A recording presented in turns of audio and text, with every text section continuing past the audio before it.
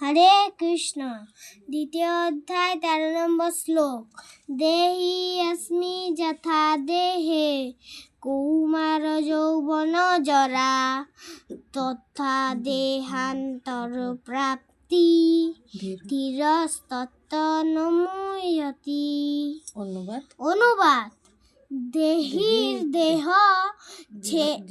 যেভাবে কৌমার যৌবন জরা ও জরার মাধ্যমে তার রূপ পরিবর্তন করে চলে মৃত্যু কালে, তেমনি এই দেহ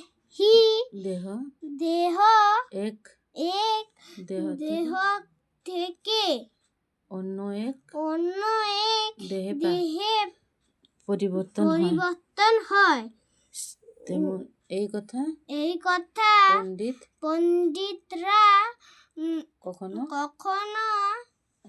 অমান্য করে না। হরে কৃষ্ণ।